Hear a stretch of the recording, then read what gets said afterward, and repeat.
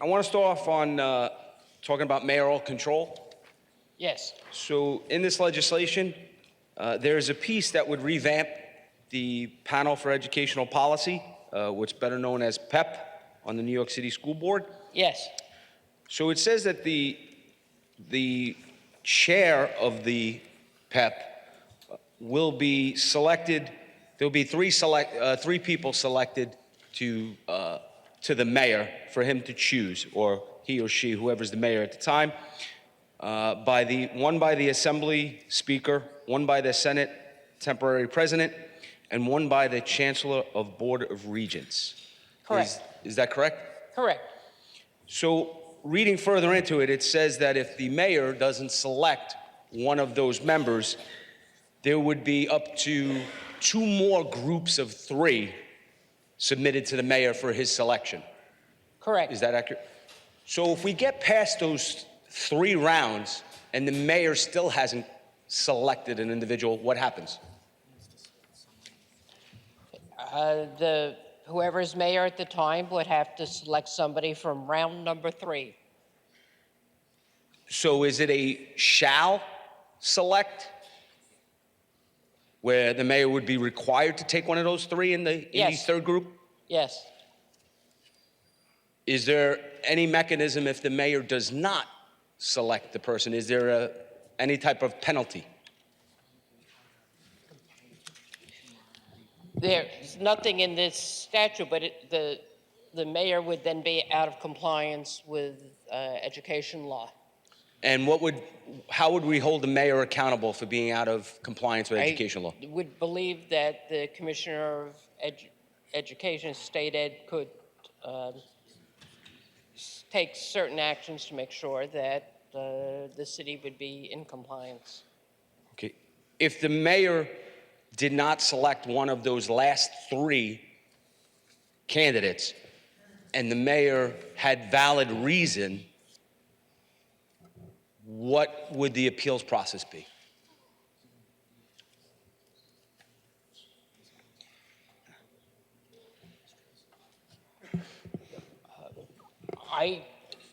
We don't believe that the candidates that would be submitted now in round 3 would not be qualified that neither of the 3 candidates, a situation where neither of the 3 candidates would not be qualified to be appointed chair of the PEP.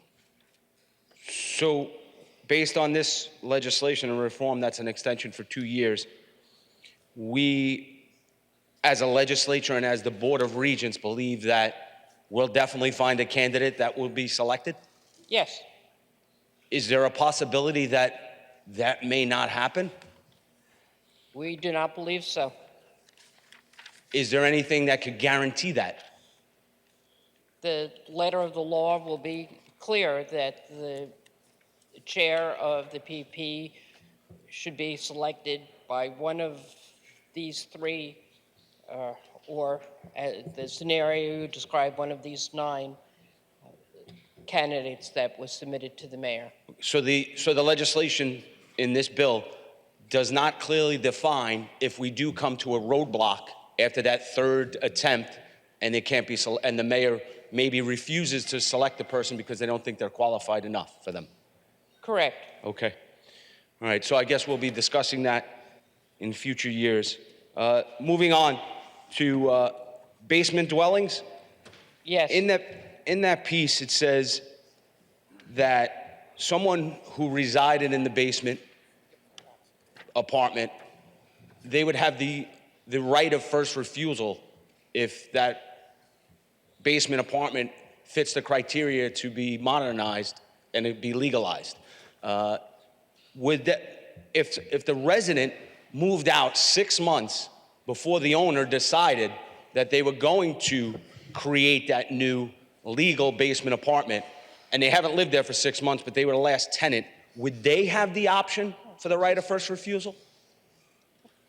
I don't believe so. I don't believe so. I believe it would be the existing tenant. So how do we document that that is the existing tenant? Is that delineated in the legislation? The current the current law describes and designates how you become a tenant and who is a tenant. But the current law doesn't allow legal occupancy in a illegal basement apartment. That's correct, though the tenant could clearly prove that they are, in fact, the tenant.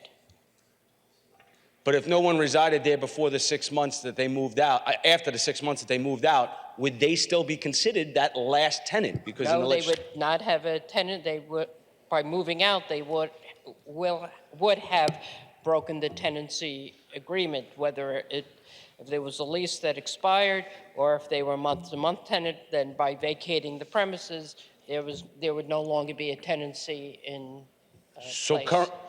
so currently, if they are in a illegal basement dwelling, they would be considered a legal tenant?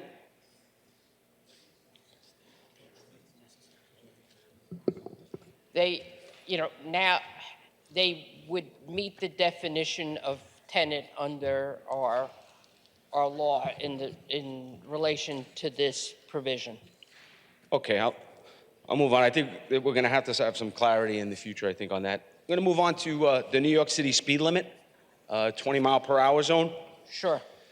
So in this legislation, it authorizes New York City to lower the speed limit to 20 miles per hour. There are some other areas in this legislation that would allow them to reduce it to 10 miles an hour in designated areas. So that 10-mile-an-hour designated area, is there a definition of what that designated area would be in this legislation?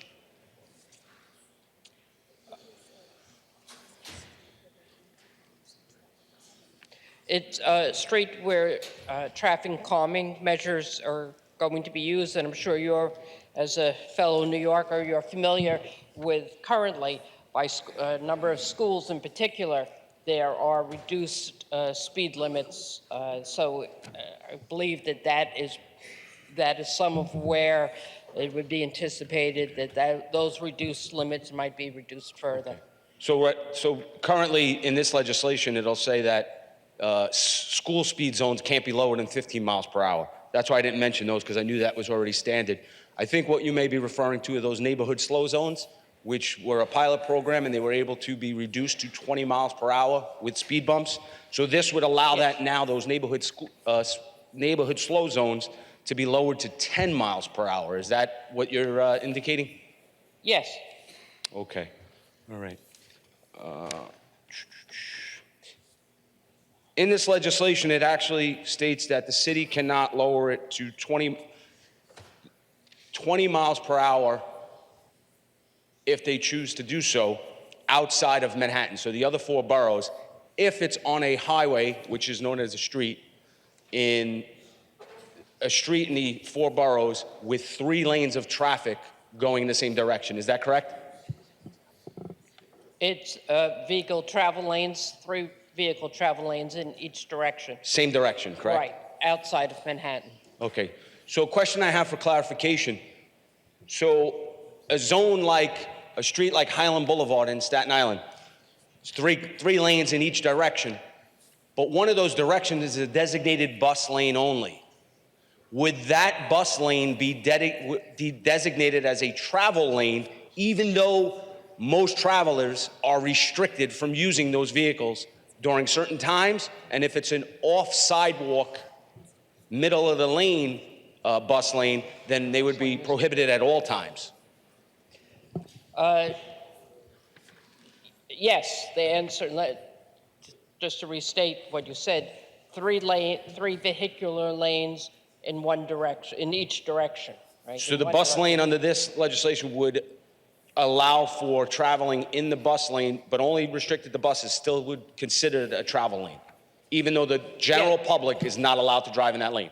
Yes, that is what I am informed, and as you know, some of the bus lanes have hour restrictions, so that there are times that individual motorists can drive in those lanes. So that, like I mentioned earlier, so that bus lane that's next to the sidewalk would be certain hours, but the one that's offset, like a middle lane, that's a bus lane, say on Richmond Avenue in the borough of Staten Island, would that lane count as a travel lane?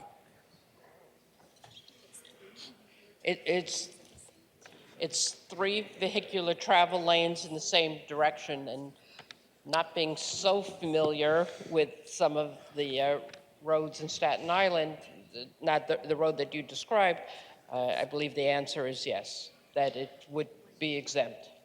Okay. So in this legislation, it actually states that it would have to be changed to 20 miles per hour using a local law. So does that mean that the New York City Council would have to pass legislation? Yes, And the mayor would have to sign it? yes, And, unless they would override a veto. okay. So the community board would have advisory input? Correct. So basically, thanks for stopping by. We appreciate your opinion. Right? Okay. Similar So, to the advisory opinion roles they have in other instances. okay. So does this allow for a New York City Council, for the New York City Council, to do one blanket law to reduce the speed limit on all streets outside of Manhattan to 20 miles per hour?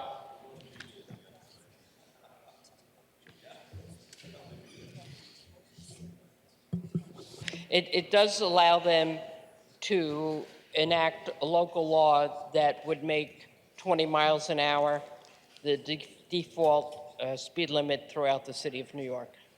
Is there anything in the legislation that would allow individual New York City Council members to discuss areas in their district and carve it out? There certainly would be opportunity during the normal city council process for members to describe both the positions of the community boards that cover parts of their council districts and their own opinions about individual communities, individual roads, but there is not a provision to carve out individual sections of roads beyond the 3 lanes in each direction. Okay. Thank you. Moving on to the toll enforcement. So looking at the toll enforcement, the legislation, one piece that specifically sticks out to me is allowing police officers or law enforcement to remove license plate covers without issuing a summons. So is that accurate?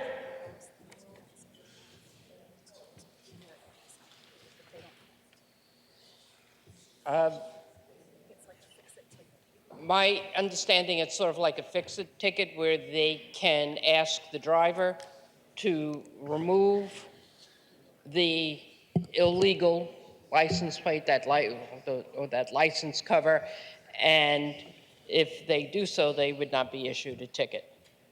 All right, thank you. Thank you, Madam Chair. On the bill, Mr. Speaker? On the bill, sir.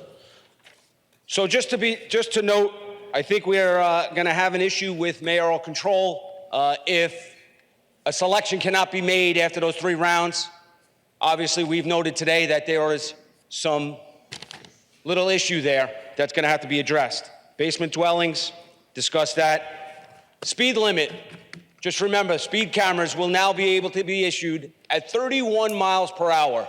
I think we can walk faster than we can get around at that point, and we won't be issuing summonses to those electric scooters that are going around that actually go at 40 miles per hour more than a car will. And let me tell you, when you try and use 10 miles an hour in a zone or 20 miles an hour in a zone, be prepared to pay for more brake pads, because that's what you're going to be paying, because it's going to have to slow you down. When it comes to the toll enforcement, we're going down a very slippery slope. In this legislation, you're allowing police officers to remove things from a vehicle without issuing an accusatory instrument. We talk about the public being treated. When you allow that to happen, I guarantee you your civilian complaints are going to go through the roof.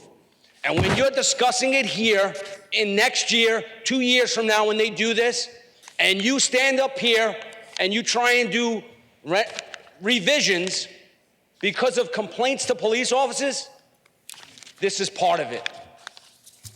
Once again, we put things on paper that we don't truly think about how they will be in place in the street and in the courtroom. All the things I talked about today are things that are going to come up. Mark my words. We will be making an amendment to this at some point. And I hope the governor's listening, because maybe that's what has to be done. Because that's the only way that you're really going to make some real changes here. And just to be clear, you're talking about removing a piece of property from someone's vehicle without giving them their day in court. Mr. What Reilly. communities do you think are going to be impacted by this the most? Mr. Remember Reilly. that. Thank you, Mr. Speaker.